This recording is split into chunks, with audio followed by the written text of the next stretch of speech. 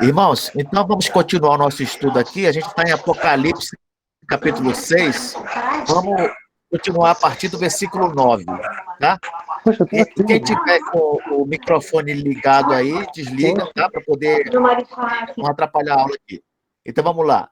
Versículo 9. Quando ele abriu o quinto selo, vi debaixo do altar as almas daqueles que tinham sido mortos por causa da palavra de Deus e por causa do testemunho que sustentavam. Então, olha aqui, irmãos, o que acontece. João está vendo o cordeiro abrir os selos. A cada selo que o cordeiro abre, é revelado um evento, não é, que vai ocorrer relacionado à história da redenção, e esse evento passa a ser conduzido, controlado pelo cordeiro. Por quê? Porque agora ele se tornou o senhor da história, né? É ele que vai conduzir todas as coisas para a consumação. Então, nós vimos aqui especificamente falando sobre a difusão do evangelho pelo mundo, né? Mas, ao mesmo tempo, vindo outras coisas que são consequência dessa difusão do evangelho e consequência também do pecado no mundo, que é o quê? É guerra, é fome, é doença, é morte de forma geral, até pelos animais selvagens e tudo, né? Só que agora, nesse quinto selo, a gente vai mudar o foco. O foco agora vai ser sobre um evento que acontece no céu, não na terra, tá? Então vamos lá. Diz que quando o cordeiro abriu o quinto selo, o que foi que João viu? Viu debaixo do altar as almas daqueles que tinham sido mortos por causa da palavra de Deus e por causa do testemunho que sustentavam. Vejam só, irmãos, ele está vendo as almas lá no céu daqueles que morreram como mártires, ou seja, morreram por causa do evangelho. Então, essas pessoas morreram por causa da palavra de Deus que elas pregavam e por causa do testemunho que elas davam, né? Por causa disso é que elas morreram. Se você olhar o Apocalipse, normalmente quando cita os crentes lá no céu, cita os que morreram como mártires. Por quê, Kleber? Por que isso acontece? Só vai ter no céu mártir? Não. É porque um dos focos do livro é consolar aqueles crentes que estavam sofrendo perseguição naquela época, tá, irmãos? Então, nós vamos lembrar aqui, ó, o livro foi escrito no final do primeiro século, e naquela época os crentes estavam sofrendo muita perseguição. Muita gente estava perdendo emprego, muita gente estava sofrendo e muita gente estava morrendo por causa do evangelho.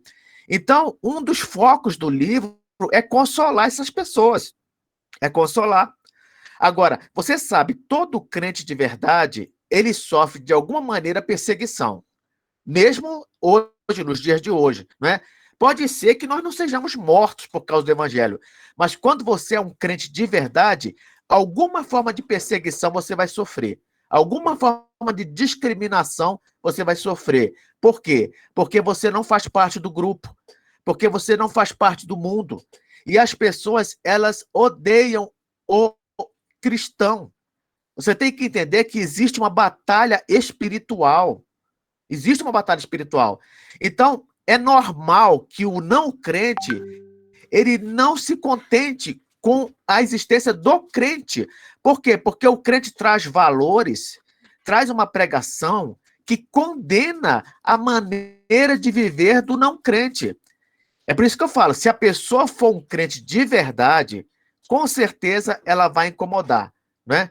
Então, mesmo que nós não morramos por Cristo nos dias de hoje, você pode ter certeza, lá no céu haverá todos aqueles crentes que sofreram em alguma medida por causa de Cristo, né? E aqueles crentes, é lógico, que também estão dispostos a morrer por Cristo, como nós, né? Eu quero lembrar que o próprio João, o apóstolo João, ele não morreu, ele não foi Marte por causa do evangelho, né? Ele foi o único apóstolo que morreu por morte natural. Agora, quem vai dizer que o apóstolo João também não foi para o céu? Ninguém vai dizer isso. Ninguém vai dizer. Por quê? Porque a gente sabe que ainda que nós não morramos por causa do evangelho, né? Nós estamos dispostos a morrer por esse evangelho. E outra coisa, o que garante a nossa entrada no céu não é morrer por Cristo, não, tá, irmãos? O que garante a nossa entrada no céu é crer em Cristo. Vocês estão entendendo? Então, o que garante, vou até assinalar aqui, ó, o que garante a nossa presença lá com os outros, não é morrer por Cristo, mas é o crer em Cristo. Por que eu tenho que assinalar isso? Porque nem todo crente vai morrer por Cristo.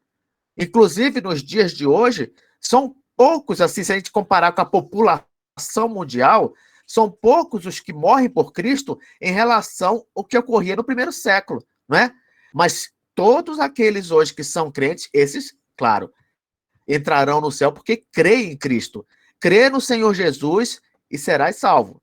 É esse que é o ensino bíblico, né? Então, aqui diz no versículo que ele teve a visão dos mártires e eles estavam onde? Vejam só o que diz o texto. Eles estavam debaixo do altar. Que altar é esse? Irmãos, não pode ser o altar de sacrifícios. Não pode. Não é aquele altar que a gente via no Velho Testamento. Por quê?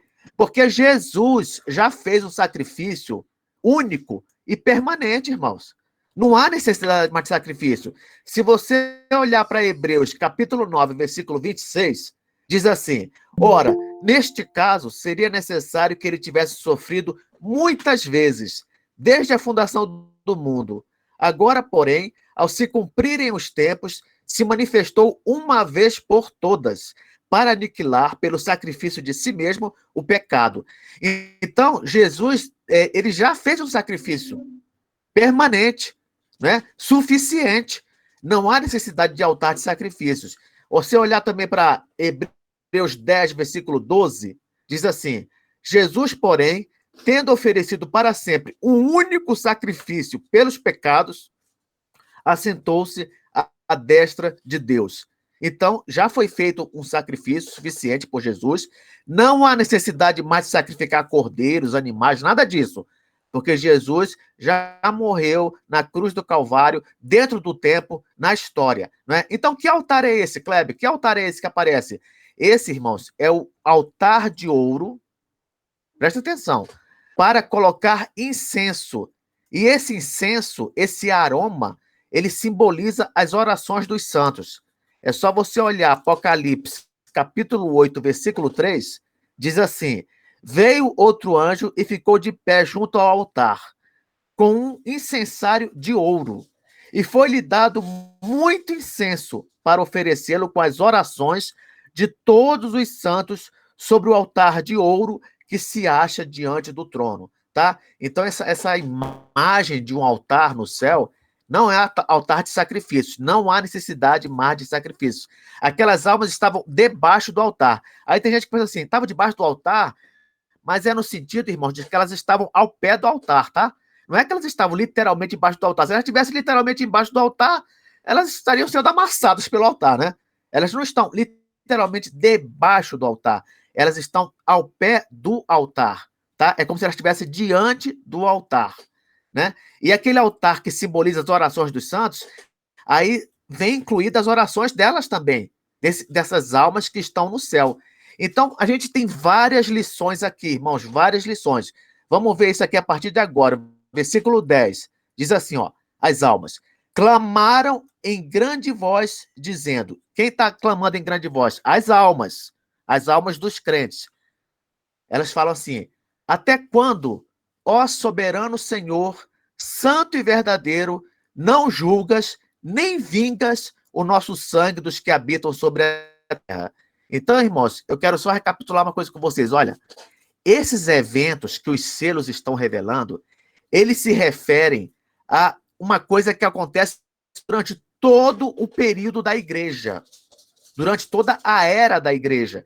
Aí você fala, Kleber, qual é o período da igreja, o período da era da igreja que você fala? É o período entre a primeira e a segunda vinda de Cristo, tá? A primeira e a segunda vinda de Cristo. Então, tudo isso que é revelado nos selos é um evento que ocorre durante toda essa era, tá? Então, que evento é esse que está acontecendo aqui? Os santos estão clamando, falando com Deus, conversando com Ele, pedindo vingança pelo que eles sofreram na terra. Eu não falei que eles eram os mártires? Eles não sofreram na terra, não foram perseguidos e mortos? Pois é, lá no céu eles estão pedindo que Deus vingue, né, o sangue deles. Então, que lições que nós podemos tirar desse versículo? Várias lições, várias. A primeira delas é a seguinte, olha, irmãos, os crentes no céu conversam com Deus. Isso mesmo. Antes da gente discutir sobre o conteúdo do que eles estão falando, é importante destacar que eles estão conversando com Deus. Os adventistas, eles pregam que quando o crente morre, ele entra num estado de hibernação. Ele fica dormindo até o dia da ressurreição. Nós não cremos nisso, meus irmãos. Por quê? Porque vários textos da Bíblia ensinam de forma explícita ou implícita que o crente, quando ele vai para o céu, ele fica num estado consciente. Consciente. A morte, ela não tem nada a ver com inconsciência. A morte, ela tem a ver com separação. Eu já falei isso para os irmãos. Quando o crente, a gente fala que uma pessoa é morta espiritualmente, o que quer dizer isso? Quer dizer que o espírito dela está separado do espírito de Deus. Os dois não estão em comunhão, não é? Quando a gente fala que uma pessoa está morta fisicamente, isso quer dizer o quê? Que o espírito dela está separado do corpo dela, né? Quando a gente fala que uma pessoa está morta espiritualmente no sentido eterno, quer dizer o quê? Ela já era uma morte espiritual e passou pela morte física. Então agora ela é uma morte espiritual, mas uma morte espiritual eternamente, porque já passou pela morte física, né? Então, morte na Bíblia não tem nada a ver com inconsciência. Morte na Bíblia tem a ver com separação. Os crentes que morreram em Cristo, eles estão no céu com Cristo. Por isso que Jesus, quando conversava com o ladrão da cruz, ele falou: hoje mesmo estarás comigo no paraíso. Não tem sentido o ladrão da cruz estar no paraíso inconsciente, dormindo, e não ver se concretizar aquilo que Jesus falou para ele, não é? Outra coisa também, se você ler a Bíblia, lá no final de Deuteronômio 34, a gente vê que Moisés morreu fisicamente. Se o ensino adventista estivesse certo, Moisés deveria estar inconsciente, num estado de hibernação. No entanto, quando a gente vai para João, capítulo 17, a gente vê que quando Jesus subiu ao Monte da Transfiguração, ele ficou ali conversando com Moisés e Elias. Ora, se Moisés já havia morrido fisicamente, como é que ele poderia estar conversando com Jesus no Monte da Transfiguração? É porque, após a morte física, ele, em espírito, estava consciente. Ele permaneceu consciente, né? Então, essa é a primeira verdade aqui que a gente tem que ver nesse texto. As almas estão no céu conscientes. Estão tão conscientes que elas estão conversando com Deus, né? Segundo lugar, os crentes no céu estão cientes do que passaram na terra, do que viveram na terra. Como assim, Kleber? Irmãos, presta atenção no texto. Aquelas almas, elas estão pedindo que Deus vingue o sangue delas do que elas sofreram na terra. Ou seja, elas estão pedindo que Deus vingue porque elas sofreram martírio. Elas sabem que elas foram mortas por causa de Cristo. Ora, se o crente após a morte não se lembrasse, irmãos, do que ele sofreu na terra, do que ele viveu na terra, então é a mesma coisa que você apagar a identidade desse crente. Está entendendo? Se nós, ao morrermos, a gente não lembrasse de nada que a gente viveu, que a gente foi, não é? Então a nossa identidade seria apagada. Só que não é isso que acontece. Quando a pessoa morre, ela continua a mesma pessoa, só que sem pecado. Sem pecado. Essa observação é importante, não é? Até o corpo da gente permanece o mesmo corpo, só que sem pecado. Presta atenção no que eu estou falando aqui. Se você, após a morte, vamos dizer assim, né? A pessoa vai e ressuscita depois. Se ela ressuscitasse indo para outro corpo, a gente está passando pelo quê? Reencarnação, não é verdade? Só que a Bíblia chama, na verdade, de ressurreição. Por quê? A ressurreição é a volta do espírito para o mesmo corpo.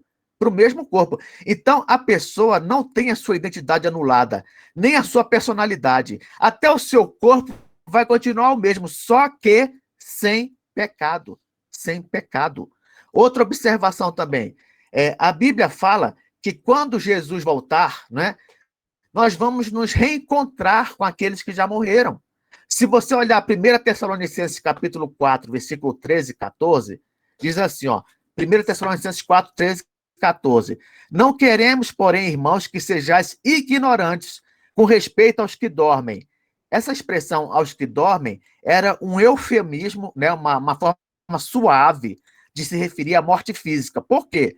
Porque quando uma pessoa morre fisicamente, se você olhar para o corpo dela, a impressão que você tem é que ela está dormindo, não é verdade? Então, por isso que os cristãos do primeiro século adotaram essa linguagem, né? Essa metáfora, né? Essa linguagem de que a pessoa está dormindo. Na verdade, nós sabemos que ainda que o corpo pareça estar dormindo, o espírito não está mais ali. O espírito não está mais ali. Por quê? Porque o corpo, na morte física, há uma separação do corpo e do espírito. Por isso que lá em Eclesiastes, capítulo 12, versículo 7, diz que o pó volte à terra e o espírito vá para Deus.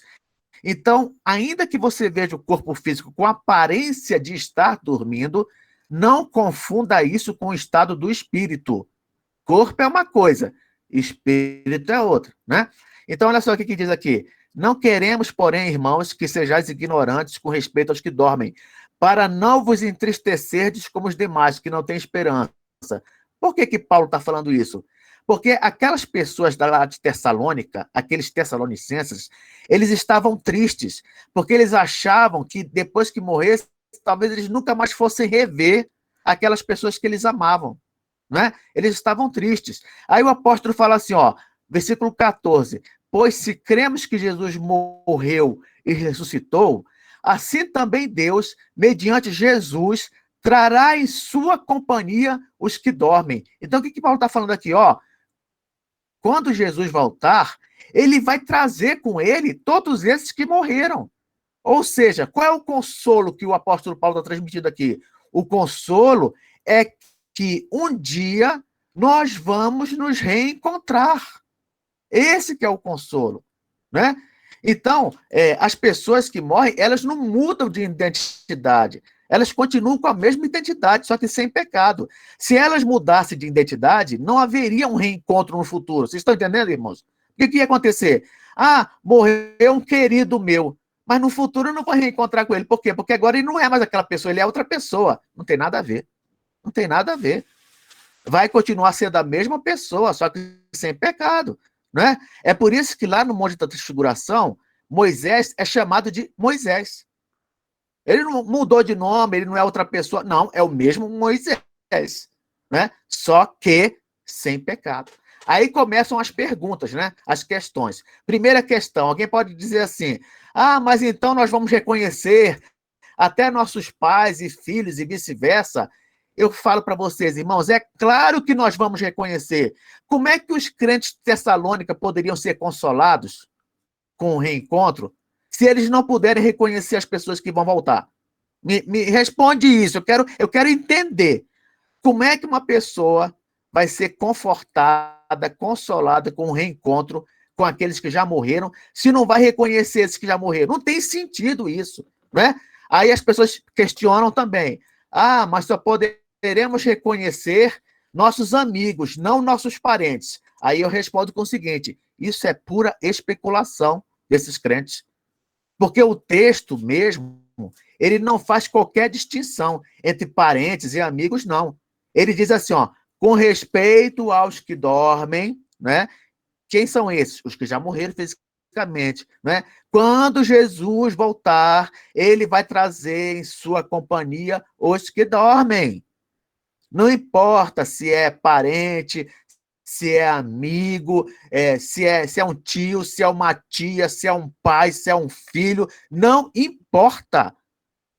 Se morreu em Cristo, quando Jesus voltar, ele vai trazer essas pessoas em sua companhia, né? Aí, continuando as questões, alguém pode dizer assim também, mas se isso for verdade, eu vou gostar mais de me relacionar com meus pais e filhos do que com os outros irmãos. E isso não vai ser permitido no céu, por ser discriminação. Olha só, presta atenção, olha o pensamento, olha essa questão aqui. A pessoa ela fala assim, ó, não posso, né, voltar a ver os meus pais e filhos e tal. Por quê? Porque se isso acontecer e eu reconhecê-los, eu vou dar preferência para eles. A pessoa pensa assim, não é? Pois eu quero dizer uma coisa para vocês, se vocês não sabem, meus irmãos, você ter preferência no meio do povo de Deus não é pecado. Não é pecado. O próprio Deus, ele ama os eleitos. A Bíblia diz que nada pode nos separar do amor de Deus. Não é verdade? Se você olhar para Romanos capítulo 8, versículo 35 a 39, olha o que diz lá. Quem nos separará do amor de Cristo? Será tribulação, angústia, perseguição, fome, nudez, perigo, espada? Como está escrito, por amor de ti, somos entregues à morte o dia todo. Fomos considerados como ovelhas para o matadouro. Em todas as coisas, porém, somos mais que vencedores por meio daquele que nos amou. Porque eu estou bem certo de que nem a morte, nem a vida, nem os anjos, nem os principados, nem as coisas do presente, nem do porvir, nem os poderes, nem a altura, nem a profundidade, nem qualquer outra criatura poderá separar-nos do amor de Deus que está em Cristo Jesus, nosso Senhor. Eu pergunto para vocês, Deus ama os eleitos? Ama. Alguém tem dúvida disso? Ninguém. Mas mesmo assim, Deus tem as suas preferências entre os eleitos. Olha o que eu estou falando aqui, ó. Deus tem as suas preferências entre os eleitos. Vamos ver? Na Bíblia diz lá em Gênesis, capítulo 5, 24, que Deus gostou tanto de um homem chamado Enoque, que trasladou ele para si. Olha que coisa interessante, né? Ele se relacionou com esse Enoque de tal maneira que ele pensou assim, quer saber? Eu não vou deixar mais Enoque vivendo no mundo, não. Vou trazer ele para cá, é agora. Então, Enoque foi uma das duas pessoas na Bíblia que não passou pela morte física. Ele viveu na terra, Deus chamou ele para si, então ele foi sem morrer fisicamente. Qual foi a outra pessoa? Foi Elias. Elias também não passou pela morte física. Vocês lembram que apareceu uma carruagem de fogo e levou ele para o céu diante de Eliseu? Né? Então, olha só, Gênesis 5, 24 diz assim, andou Enoque com Deus, e já não era, ou já não estava, porque Deus o tomou para si. Ah, mas ele fez isso com todos os eleitos? Não, ele fez isso com Enoque. Ele tinha que fazer isso com todos os eleitos? Não. Ele pode ter as suas preferências. Não é pecado você ter preferência. Ah, porque na igreja eu me relaciono com todos e amo a todos os irmãos. Ok, mas há aqueles irmãos que são mais chegados. Há aqueles irmãos com os quais você se relaciona mais. Isso é pecado? Não é pecado. Isso não é pecado. A Bíblia diz que Deus chamou Abraão de seu amigo. Olha só, seu amigo. Se você olhar para Isaías, capítulo 41, versículo 8, diz assim, mas tu, ó Israel, servo meu, tu, Jacó, a quem elegi, descendente de Abraão, meu amigo. Meu amigo. Ele chamou Abraão de amigo dele. De quantos eleitos na Bíblia Deus falou que é seu amigo? Quantos? Pesquisa para você ver. Abraão é o único eleito na Bíblia que é chamado de amigo de Deus. Ah, mas Deus não pode fazer isso. Deus tem que amar todos exatamente da mesma forma. Deus não pode. Meu irmão, isso não existe, meu irmão. Não é pecado isso, não. Olha só, a Bíblia diz também que Deus considerava Davi como um homem segundo o seu coração. Olha só que coisa interessante, né? Ele considerava Davi como um homem segundo o seu coração. Se você olhar Atos, capítulo 13, versículo 22, diz assim, e tendo tirado a este, levantou-lhes o rei Davi, do qual também, dando testemunho, disse, achei Davi, filho de Jessé, homem segundo o meu coração, que fará toda a minha vontade. De quantos eleitos na Bíblia Deus diz que é um homem segundo o seu coração? Me responde. De quantos eleitos na Bíblia é dito que o homem segundo o seu coração? Isso foi dito sobre Davi. Só Davi.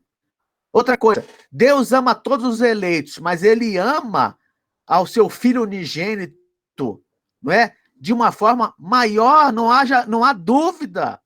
Quando Jesus andou nesse mundo também, ele tinha 3 apóstolos com os quais ele fazia questão de estar mais próximo. Vocês lembram quem são?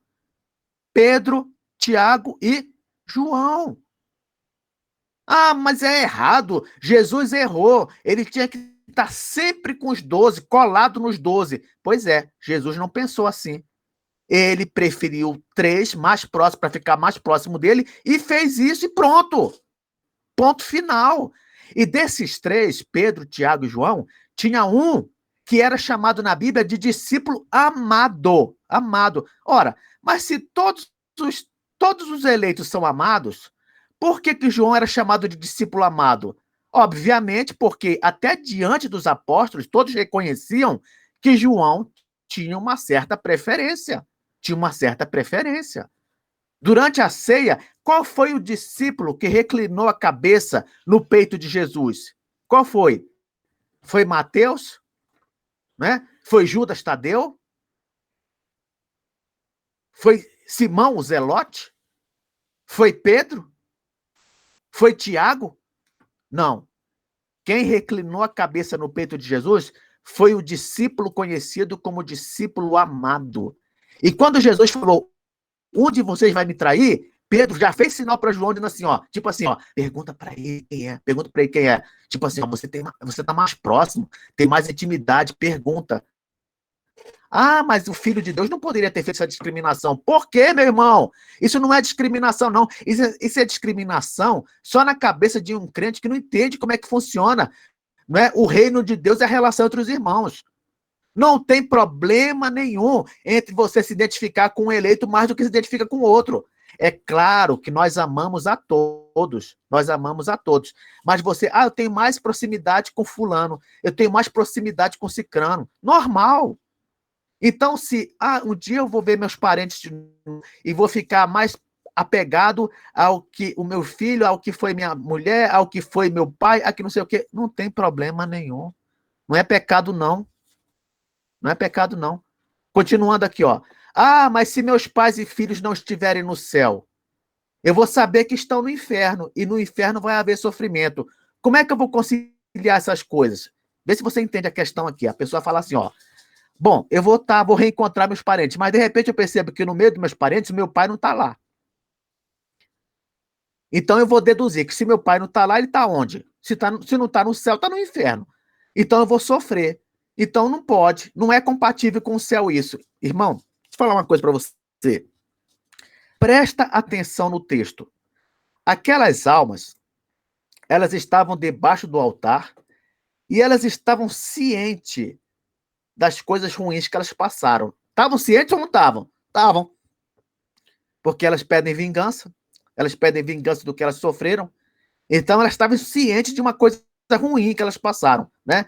Então presta atenção no que eu vou te dizer agora, ó. Você estar ciente de uma coisa ruim é diferente de você sofrer com uma coisa ruim. Você está entendendo? Você estar ciente de uma coisa ruim é diferente de você sofrer com essa coisa ruim.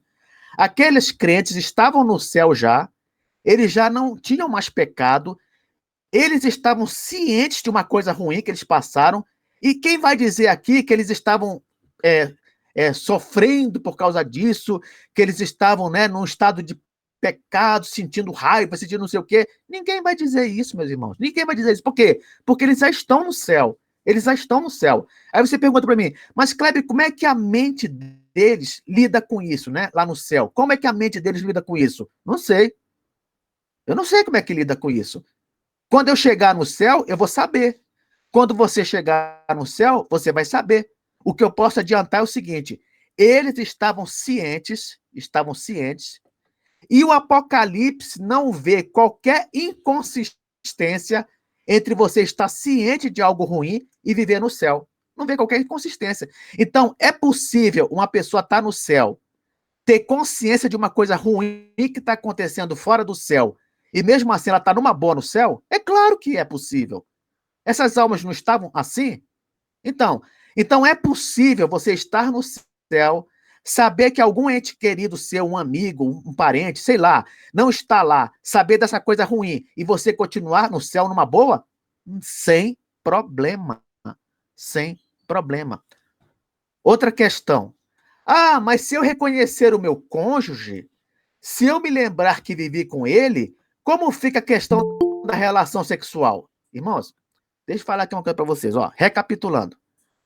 Não é problema nenhum você ter preferência no meio do povo de Deus, não é problema nenhum. Nós amamos a todos e temos nossas preferências. Então vamos dizer que no novo céu, na nova terra, você tem, eu tenho minhas preferências aqui, ó, meu pai, meu filho, minha mulher, quando eu vivia lá na terra e tal. Beleza. Ah, você lembra da sua mulher? É, eu lembro. Ah, então se você lembra da sua mulher, você lembra também que você fazia sexo com ela. É mesmo. Eu vou lembrar da relação sexual que eu tive com ela, né? Ah, então isso vai ser pecado. Não pode não. Não pode não. Olha, irmão, deixa eu falar uma coisa para vocês. Pensa comigo aqui, ó. Se lá no céu você vai poder lembrar de uma coisa ruim e isso não vai te afetar, você vai continuar vivendo no céu numa boa. Quanto mais você lembrar de uma coisa boa, isso vai te afetar? O que você está falando que você lembrar da relação sexual que você teve com seu cônjuge? Isso é uma coisa boa? Irmãos, se liga na Bíblia. Na Bíblia. A relação sexual entre cônjuges não é algo pecaminoso diante dos olhos de Deus. Pelo contrário, é algo considerado digno de honra. Digno de honra. Se você olhar lá para Hebreus, capítulo 4, versículo 13, olha só que coisa interessante. Hebreus, capítulo 4, versículo 13, diz assim. Peraí, Hebreus 4, 13.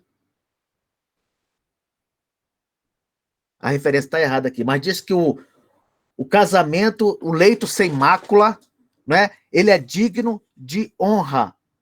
Depois eu vou ver aqui a referência direito, tá, irmãos?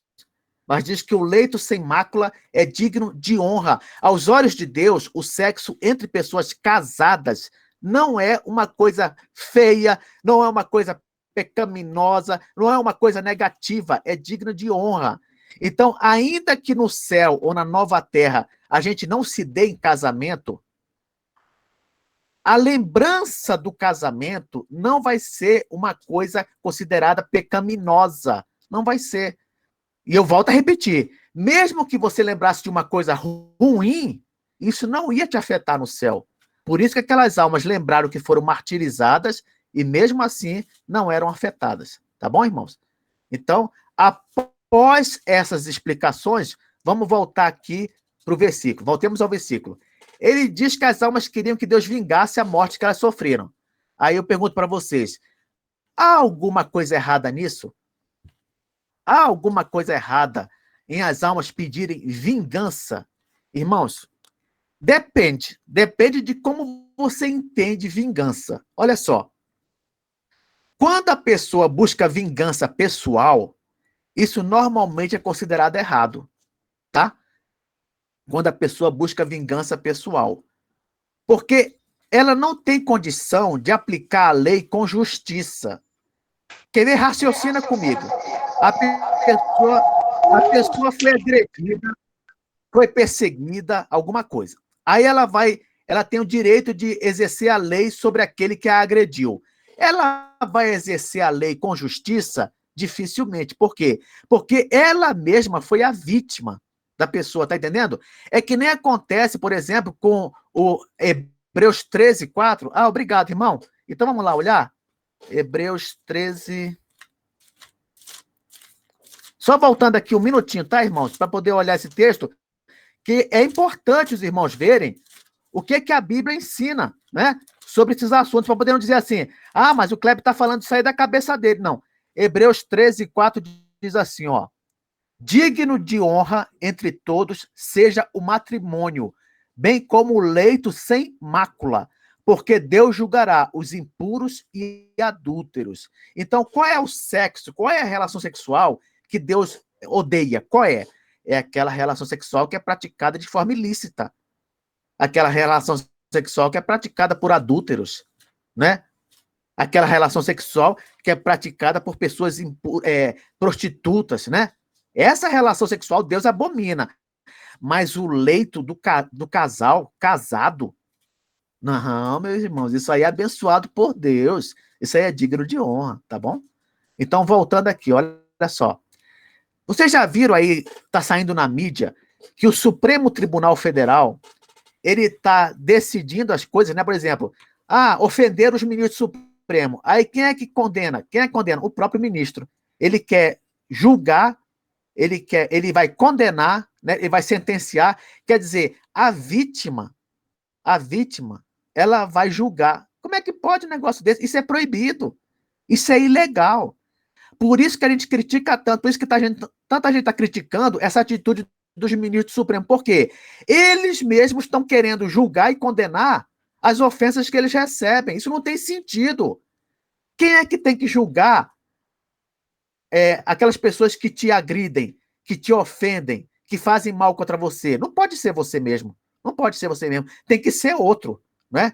Então, o que a Bíblia fala sobre vingança? A Bíblia vai ensinar para a gente, irmãos, que não tem nada errado na vingança, se essa vingança for exercida por Deus ou pelos governos que ele instituiu. Sabia disso? Vamos ver? Se você olhar para Romanos, capítulo 12, versículo 19, olha o que diz, Romanos 12, 19. Diz assim: não vos vingueis a vós mesmos. Lembra que eu falei aqui sobre vingança pessoal? Vingança pessoal é errado.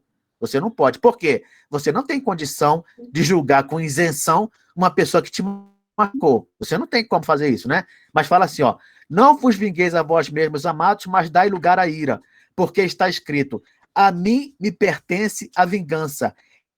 Eu é que retribuirei, diz o Senhor.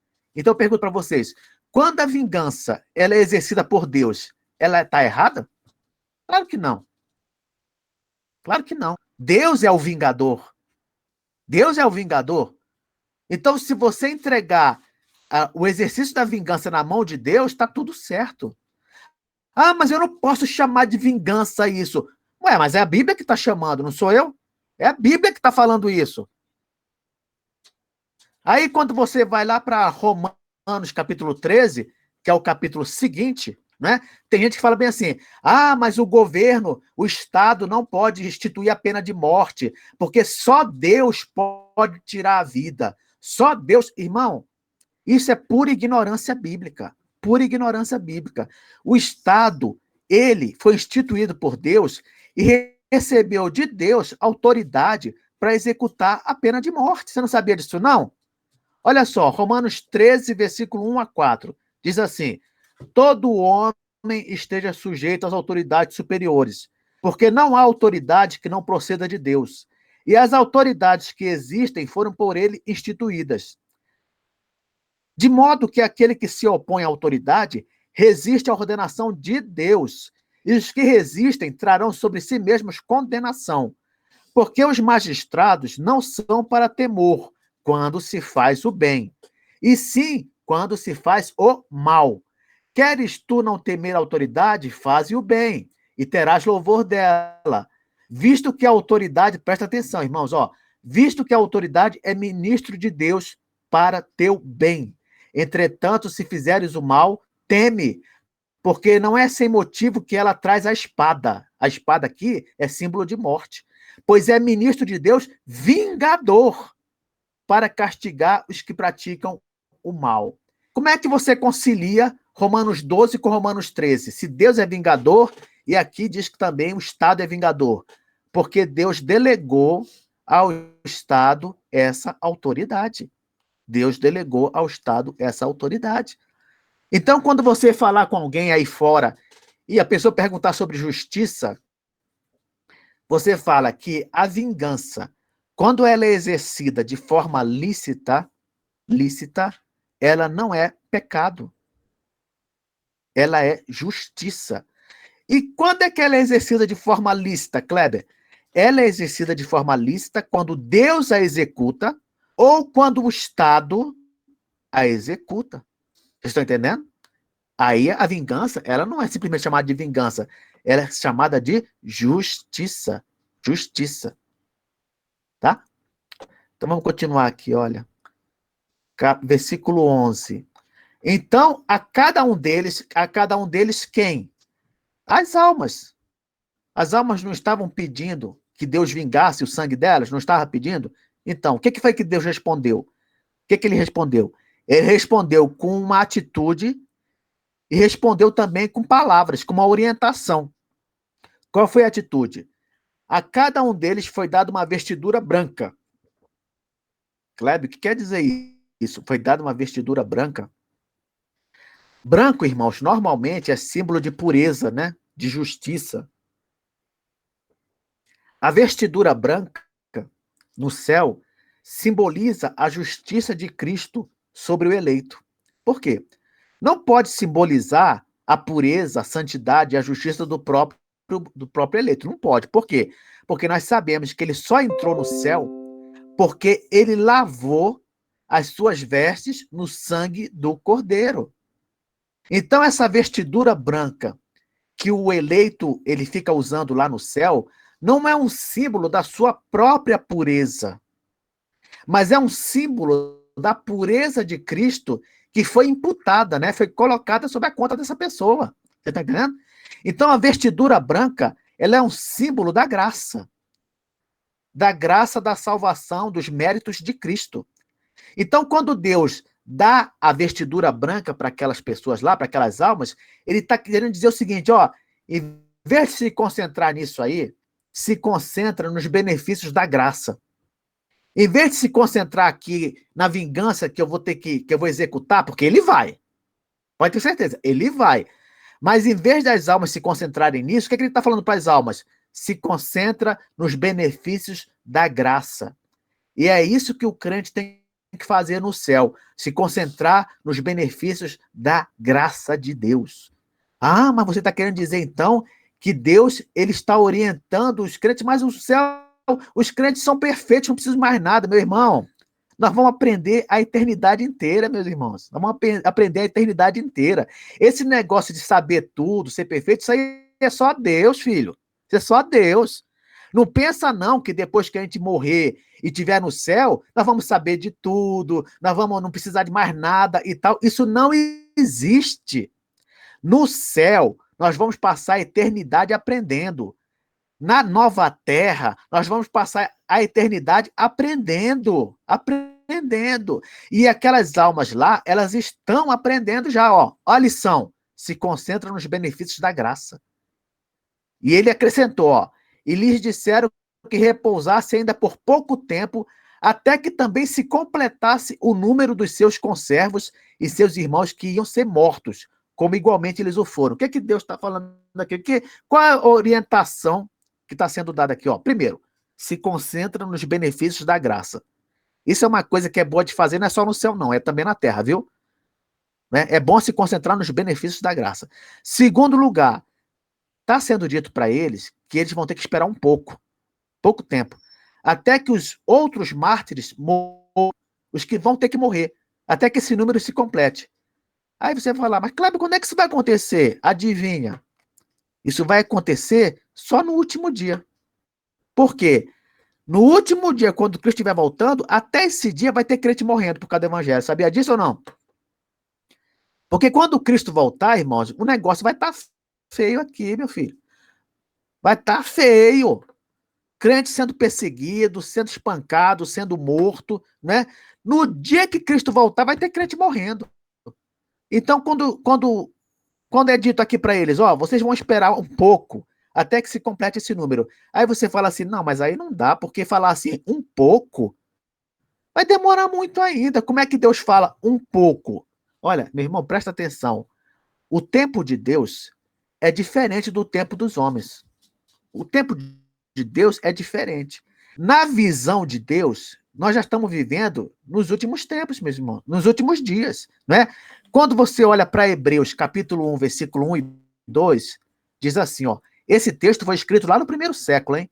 Mas diz assim, havendo Deus outrora falado muitas vezes e de muitas maneiras aos pais pelos profetas, nestes últimos dias nos falou pelo Filho, a quem constituiu herdeiro de todas as coisas, pelo qual também fez o universo. Olha o que o texto diz.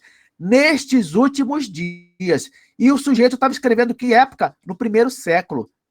Já no primeiro século, era considerado os últimos dias. Nós já estamos vivendo nos últimos dias. A era da igreja já é os últimos dias. Já é. No calendário de Deus, nós já estamos vivendo nos últimos dias. É por isso que lá na primeira carta de João, 1 João capítulo 2, versículo 18, então nós lemos aqui Hebreus 1, versículo 1 e 2, 1 João capítulo 2, versículo 18, diz assim: filhinhos, já é a última hora. E como ouvistes que vem o anticristo, também agora muitos anticristos têm surgido, pelo que conhecemos que é a última hora. Quando é que João escreveu essa carta? Quando foi? Foi no final do primeiro século. No entanto, ele falou assim, ó, já estamos na última hora. Então, se alguém perguntar para você, Kleber, no plano de redenção, na visão de Deus, nós estamos vivendo nos últimos dias? Estamos. Kleber, no plano de redenção, na visão de Deus, nós já estamos vivendo na última hora? Estamos. Estamos. Este que nós estamos vivendo, irmãos, é o último estágio da história. É a era da igreja. Não é? O período entre a primeira e a segunda vinda de Cristo. Por que é a última hora? Por que são os últimos dias? Porque após essa fase, a próxima fase, irmão, já é consumação. Já é consumação. Quando Cristo voltar, já volta para consumar. Já volta para consumar todas as coisas. Aí você fala assim para mim, mas Kleber, como é que Deus vai consolar os crentes no céu, dizendo que falta pouco tempo, se nós sabemos que no tempo humano pode faltar muito tempo ainda, né? Aí eu vou te explicar por quê que pode ser um consolo para eles. Porque para o crente no céu, que já goza de bem-aventurança eterna e não sofre mais, tanto faz, irmãos. Não tem problema. Né? Ele não é afetado pelo sofrimento como nós. Ele não é influenciado pela dor como nós. Então ele pode ouvir essas palavras de Deus, né? E ficar numa boa lá. Não tem problema nenhum. Ele não vai ficar agoniado. Por que não vai ficar agoniado? Porque ele já goza de bem-aventurança eterna. Porque ele não sofre mais. Porque ele não derrama mais nenhuma lágrima. Então você dizer para o crente no céu, olha, vai esperar aí, porque só quando completar o número de mártires é que eu vou executar o juízo e exercer a vingança. Não tem problema nenhum em falar isso. Por quê? Porque eles estão numa boa. Eles estão numa boa. Mas e nós, Kleber? Como é que fica o consolo para nós que estamos aqui na Terra? Para nós, meu irmão, eu vou te falar uma coisa. Olha, primeiro, você tem que lembrar que a nossa vida neste mundo, ela é passageira. A Bíblia diz que a nossa vida neste mundo ela é como neblina. O que quer dizer isso? Quer dizer que logo nós vamos estar com a igreja do céu, né? E aí, quando a gente chegar na igreja do céu, nós vamos ficar sem agonia, que nem eles lá. Tá entendendo? Então, mas eu fico pensando, poxa, é tão ruim saber que Deus, Jesus, na prática, pode demorar muito no tempo cronológico da gente e tal. Meu irmão, a nossa vida aqui é passageira, daqui a pouco a gente tudo vai morrer. Vamos estar tudo mortos, né? E lá no céu, essa agonia vai acabar. Essa agonia vai acabar. Então, se demorar mais 1000 anos, não tem problema. Você vai estar no céu, rapaz. Você vai estar no céu, não tem problema nenhum, não. Tá?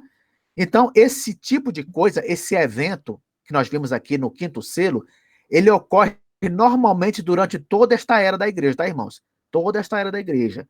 Né? O crente morre, chega no céu, e sempre vai ter aquele que vai falar, Senhor, o Senhor vai vingar agora? Senhor, o Senhor vai agir agora? Né?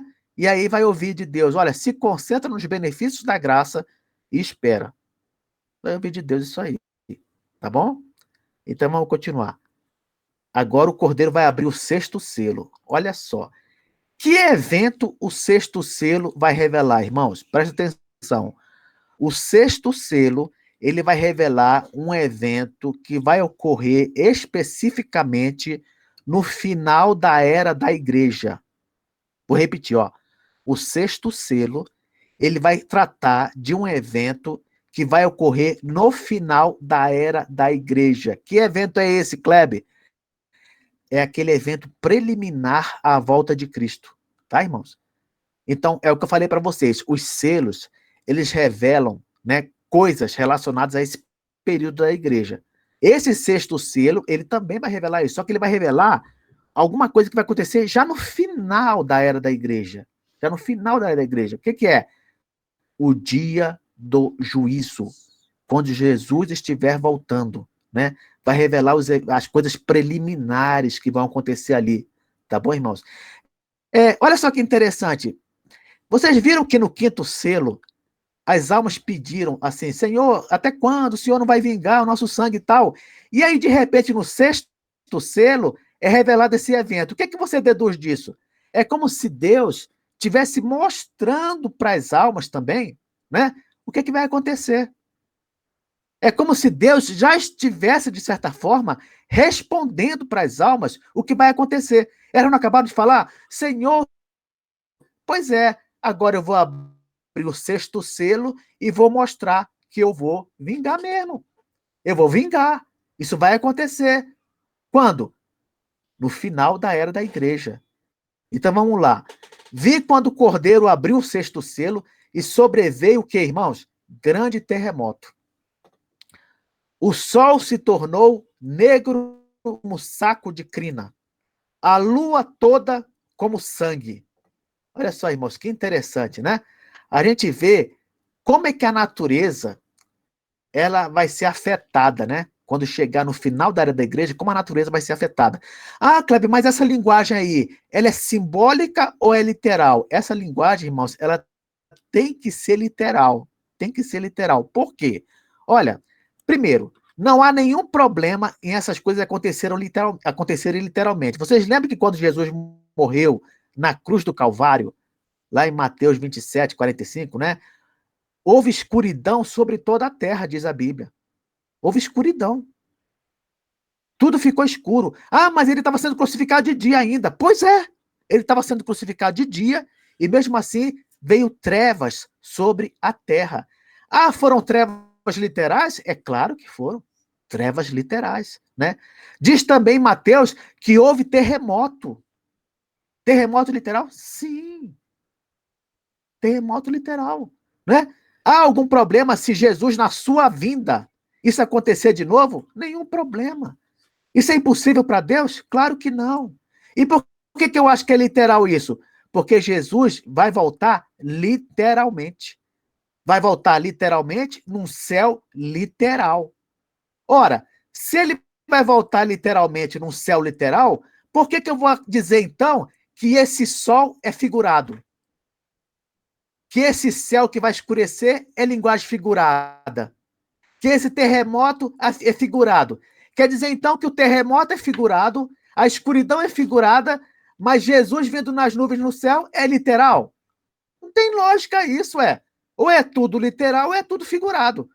Como eu tenho certeza que Jesus vai voltar literalmente, porque lá em Atos, no capítulo 1, quando Jesus subiu ao céu, aí os discípulos ficaram olhando e 2 anjos falaram assim, por que vocês estão olhando esse Jesus que subiu?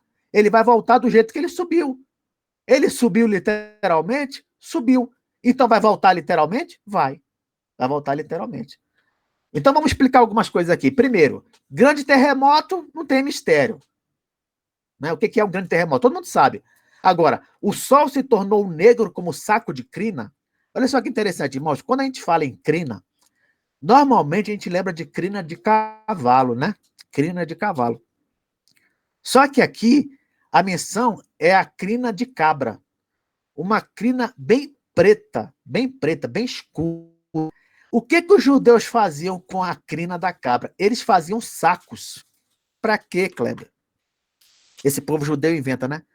Eles faziam sacos para usar em tempos de luto. Vocês sabem que no Velho Testamento, uma coisa que a gente vê por todo lado lá, é que o judeu, ele gostava de expressar externamente o que se passava internamente, né? Então ele estava sofrendo, angustiado, ele gostava de jogar terra em cima da cabeça, deixar o cabelo todo assanhado, usava sacos, né, no corpo e tal, como se ele fosse um maltrapilho, querendo expressar externamente o que ele estava sentindo internamente. Ele gostava de fazer isso, e pelo visto isso agradava a Deus, né? Interessante, né? Então aqui está falando assim, ó, o sol se tornou negro como saco de crina. Para o judeu, né, ou para quem conhece o costume, entendeu na hora. Nossa, daquele jeito lá? É, daquele jeito lá. E a lua, ela ficou como sangue. Imagina aqui, irmãos, aquele sangue escuro, né? Aquele sangue escuro. E por que menciona sangue, Kleber? Por que não mencionou, por exemplo, o ébano? Ah, a lua ficou escura como ébano. Mas por que sangue? Irmãos, é justamente para se referir ao que vai acontecer logo depois. Eu não estou falando que isso aqui é o dia do juízo, não é? Então, é apropriado usar essa figura do sangue, quer dizer, vai vir punição aí, vai vir castigo aí, o negócio vai ficar feio. Já está feio, vai ficar mais feio ainda, né? Então, a ideia é essa. Vai haver um grande terremoto, uma escuridão terrível, né? Uma escuridão terrível, e aí o que vai acontecer? O que vai acontecer, meus irmãos? Jesus vai voltar. Olha só que coisa mais apropriada, né?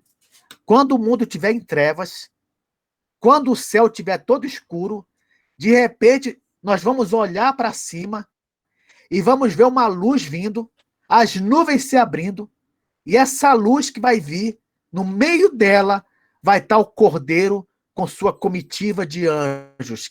Que cena terrível. Terrível. Não é? Em meio às trevas, à escuridão, para o não crente, meu irmão, vai ser literalmente, figuradamente, o fim do mundo. O fim do mundo. Para o crente, não. Vai ser um momento glorioso. Um momento glorioso. Né? E aí não vai ser só isso, não. Não vai ser só isso, não. Olha só. Versículo 13. As estrelas do céu caíram pela terra, como a figueira, quando abalada por forte vento, deixa cair os seus figos verdes.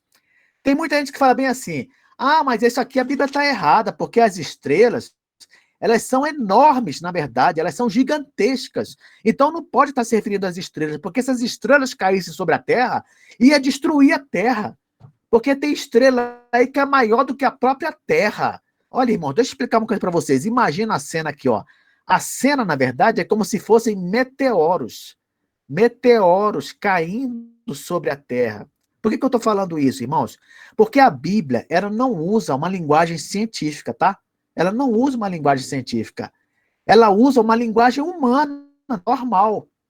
Calvino dizia o seguinte, que Deus, ao se revelar, ele usou uma linguagem de acomodação. Ou seja, ele se acomodou à linguagem humana normal para transmitir as suas verdades, tá? Outra coisa, a ciência, ela varia nas suas nomenclaturas no decorrer dos séculos. A Bíblia não está presa a essa variação. Por exemplo, quando diz lá no texto de Josué que o sol parou, né? O sol parou, e que aí ficou o dia todo o sol no céu, porque ele ficou parado, aí as pessoas falam bem assim, mas a Bíblia está errada, porque não é o sol que se move, é a terra que se move, tinha que ter dito que a terra parou e não o sol. Irmãos, isso aí é linguagem científica. A Bíblia não está restrita a essa linguagem. Na linguagem humana, quem se move é o sol, não é a terra. É por isso que a gente fala sobre nascer do sol e pôr do sol. Né? É como se o sol nascesse, né? E aí ele vai se movendo e se põe. Na linguagem humana é assim, e a Bíblia usa a linguagem humana. Ela não está presa a essas nomenclaturas da ciência que varia o tempo todo. Um outro exemplo. Diz lá no Velho Testamento que o morcego é uma ave. Que o morcego é uma ave. Aí a pessoa vem e fala bem assim, mas a ciência diz que o morcego não é uma ave, o morcego é um mamífero e tal. Meu filho, naquela época, tudo que voava era ave. Tudo que voava era ave. Na cabeça do ser humano daquela época, se voou, é ave. Aí a ciência, porque a ciência um dia resolveu criar nomenclatura que o morcego, especificamente, embora ele voe, ele é um mamífero que não sei o quê. O que é isso, gente? O que é isso? Deus não está preso a essas convenções. Ele usa a linguagem humana normal na sua palavra. Então, quando fala que as estrelas caíram do céu, né, é porque aqueles meteoros, imagina, meteoros caindo, é como se fossem estrelas caindo. Tanto é verdade, que a gente chama de estrela cadente um meteoro caindo. Vocês observaram isso? Né? A gente fala assim, o que é aquilo que está caindo? Aquilo ali é uma estrela cadente, faz um pedido. na verdade, aquilo que a gente chama de estrela cadente não é uma estrela. Aquilo é um meteoro, né? Na linguagem humana normal, meteoro é estrela. Meteoro é estrela. Então o pessoal fica querendo procurar coisas erradas na Bíblia, sabe? Para querer condenar, para poder menosprezar a palavra de Deus. É porque são um bando de ignorantes que não sabe como funciona a palavra de Deus, que não sabe como é que Deus se revelou, que não entende nada de linguagem de acomodação e ficam criticando. Os ignorantes que não sabem de nada, né? Mas eu estou explicando aqui para os irmãos. Imagina a cena, são meteoros caindo por toda a terra, né? É para a situação ficar mais feia ainda. Versículo 14. E o céu recolheu-se como um pergaminho quando se enrola. Olha aqui, irmãos, é como se o céu estivesse dizendo assim, ó, tchau, tchau, vou embora. O céu resolve sumir. Ai, ai, ai. Como é que é isso? O céu vai sumir. Meu irmão, só na hora para a gente ver esse negócio, né? Fala também assim, ó, todos os montes e ilhas foram movidos do seu lugar, ó. Klebe, mas isso aí, será que isso é literal agora? O resto tudo bem, mas será que isso é literal? Irmãos, por que a natureza vai ser afetada literalmente? Por que eu acredito que ela vai ser afetada literalmente? Porque a natureza, com a queda, ela foi afetada literalmente. Você sabia disso ou não? Né? A natureza, com a queda, a criação, ela foi afetada literalmente pela queda. Se você olhar lá em Gênesis, capítulo 3, versículo 17, olha só, Gênesis 3, 17, diz assim, e a Adão disse, visto que atendeste à voz da tua mulher e comeste da árvore que eu te ordenara não comesses, maldita é a terra por tua causa. Em fadigas obterás dela o sustento durante os dias de tua vida. Ela produzirá também cardos e abrolhos, e tu comerás a erva do campo. Eu pergunto para vocês, isso aconteceu literalmente? Aconteceu. A criação foi afetada literalmente pelo pecado? Foi afetada. Quando você olha para Romanos capítulo 8, versículo 19 a 22, diz assim, ó, Romanos 8, 19 a 22. A ardente expectativa da criação aguarda a revelação dos filhos de Deus, pois a criação está sujeita à vaidade, não voluntariamente, mas por causa daquele que a sujeitou, na esperança de que a própria criação será redimida do cativeiro da corrupção, para a liberdade da glória dos filhos de Deus. Porque sabemos que toda a criação, a um só tempo, geme e suporta angústias até agora. Então, se a natureza, se a criação foi afetada literalmente, por que ela não vai ser restaurada literalmente? É claro que vai. A figuração deste planeta, a configuração deste planeta vai mudar? Claro que vai mudar. Claro que vai mudar. Toda a Terra foi afetada pelo pecado e toda a Terra vai ser restaurada. Toda vai ser restaurada. Então vai haver mudança geográfica, mudança de estrutura, vai haver, meu irmão. Vai haver. E aqui a Bíblia usa uma linguagem, né? Uma linguagem figurada para descrever uma coisa literal. O céu recolheu-se como um pergaminho quando se enrola. Ou seja, esse céu que a gente está vendo agora, de repente ele vai sumir. Um novo céu vai aparecer. E os montes e ilhas, eles vão mudar também de lugar? Vão mudar de lugar. Vamos ver uma nova configuração. Como é que vai ser essa nova configuração? Não sei. Mas vamos ver. Versículo 15. Os reis da terra, os grandes, os comandantes, os ricos, os poderosos, e todo escravo e todo livre se esconderam nas cavernas e nos penhascos dos montes. Vocês estão percebendo aqui uma coisa interessante, meus irmãos? Esses montes que vão mudar de lugar não vão ser todos os montes, não, viu? Vai ter monte que vai continuar no mesmo lugar. Senão, onde é que esse pessoal vai se esconder? Se todos os montes sumirem, forem removidos, onde é que esse pessoal vai se esconder? Então, nem tudo na Terra vai mudar. Algumas coisas vão continuar do mesmo jeito, assim, né? A configuração. Mas várias coisas vão mudar também. Então, aqui diz que esses reis, grandes, comandantes, ricos, poderosos, escravos, livres, né? Vão se esconder nas cavernas e nos penhascos. Quem são esses, Kleber? Quem são esses? Obviamente, são pessoas não crentes. São pessoas não crentes. São os reis da terra. Por que usa a palavra reis? Porque naquela época, lá em que o Apocalipse foi escrito, os governantes das nações eram os reis. Nos dias de hoje, a maioria dos governantes são o quê? Presidentes, né? Então, quer dizer o seguinte, ó, os governantes das nações Os grandes, quem são esses grandes? São todo tipo de autoridade, viu, irmãos? Naquela época, os que eram imediatamente abaixo dos reis eram os seus conselheiros e os administradores de províncias, tá? Porque normalmente, quando o império tomava conta de um lugar, ele criava províncias e administradores para essas províncias. Então, essas pessoas eram chamadas de grandes. Eram autoridades imediatamente abaixo do rei, né? Conselheiros, administradores, tá bom? Então, fala assim, ó, os grandes, os comandantes, aí inclui todo tipo de comandante, general, né? Os ricos, os poderosos, todo escravo e todo livre. Olha só que coisa interessante. Todo escravo e todo livre, pessoa que acabou de conseguir a liberdade, com certeza é uma classe social inferior, né? Em relação a essas primeiras classes aí. Então, o que você deduz? Você deduz que não tem nada a ver você ser salvo em Cristo com a sua situação financeira. Não tem nada a ver. Não tem nada a ver. Tem gente que fala bem assim: ah, se a pessoa for rica, ela vai ser condenada. Se a pessoa for pobre, ela vai ser salva. Isso não existe. Isso não existe. A teologia da libertação, que é uma teologia católica, ela fica pregando que, na verdade, os salvos, os eleitos, são os pobres. Né? Isso não tem nada a ver, meus irmãos. Tem pobre que vai para o inferno, tem pobre que vai para o céu. Tem rico que vai para o inferno e tem rico que vai para o céu. Na Bíblia tem crente pobre e tem crente rico. Abraão, Salomão, Davi, né, eram exemplos de crentes ricos. Os apóstolos eram exemplos de crentes pobres. Então não tem nada a ver. Tem gente que confunde, né? Ah, Deus tem uma preferência pelos pobres. Deus tem uma preferência pelos ricos, né? Como outras igrejas pregam por aí.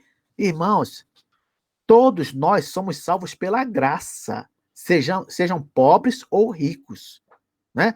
Então aqui está falando, ó, todos os não crentes, não importa a classe social, todos os não crentes, não importa a classe social, no final dos tempos, eles vão querer se esconder da ira do Cordeiro. Olha só que coisa, né? Vão querer se esconder da ira do Cordeiro. Aí o versículo 16 e 17 diz assim, ó: e disseram aos montes e aos rochedos: caí sobre nós e escondei-nos na face daquele que se assenta no trono e da ira do Cordeiro, porque chegou o grande dia da ira deles. E quem é que pode suster-se? Olha só que interessante, hein, meus irmãos? No dia do juízo, os não crentes, eles vão querer se esconder nas cavernas e vão desejar que os montes caiam sobre eles. O que quer dizer isso? Eles vão querer morrer, porque eles vão preferir morrer do que encarar o tribunal de Deus. Eles vão preferir morrer do que encarar a ira do Cordeiro. E ainda fala assim, ó, quem é que pode suster-se?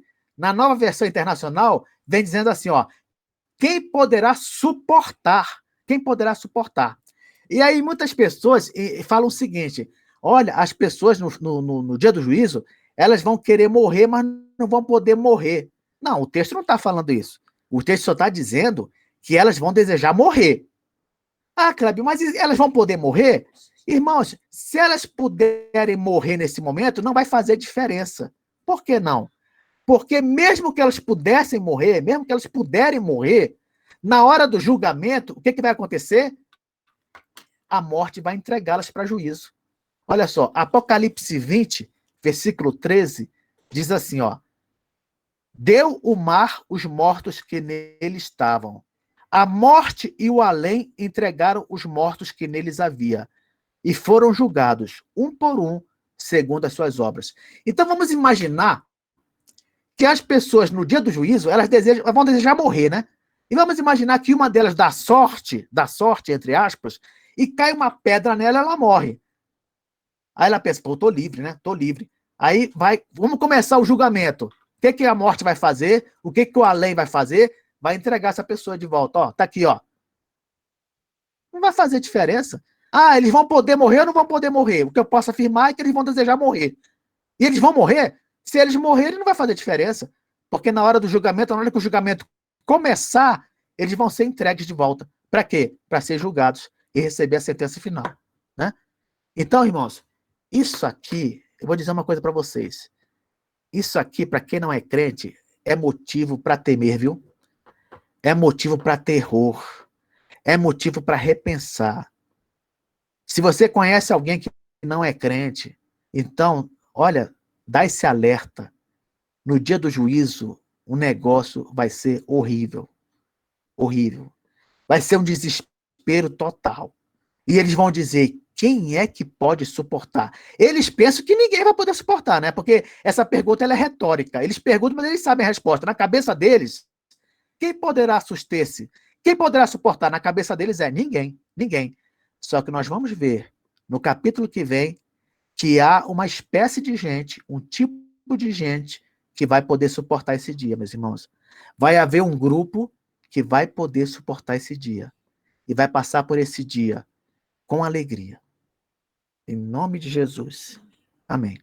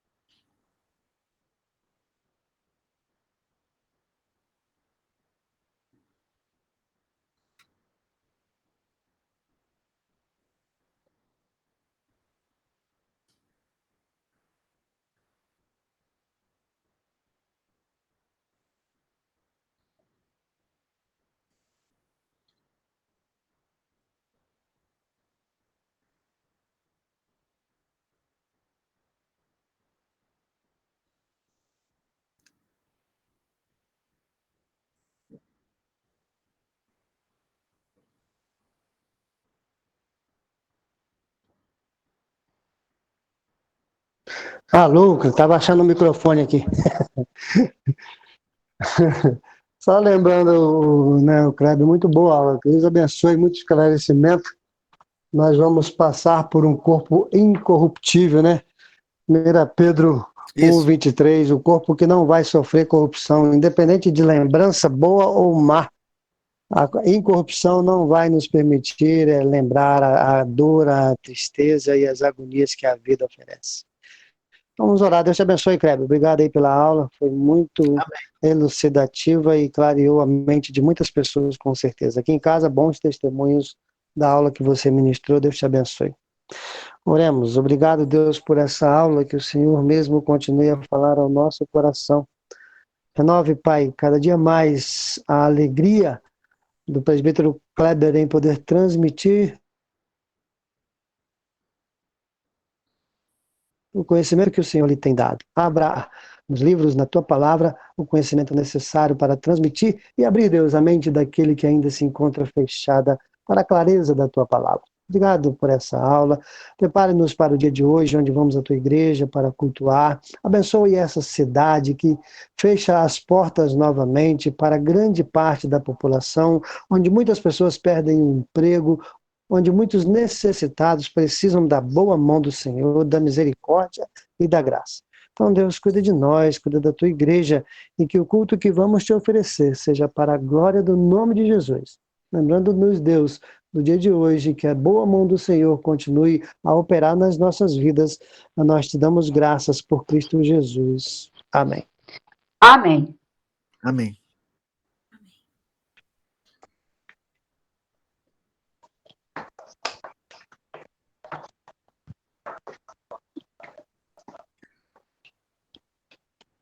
Mas eu vou dar um pulinho lá, tá? Vou dar um pulinho lá.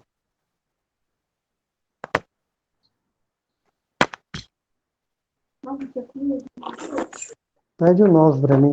Se não tiver, aí você pede um bife qualquer.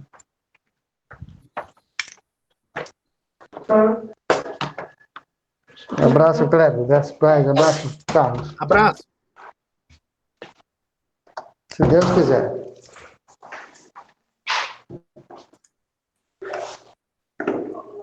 Você também, irmão.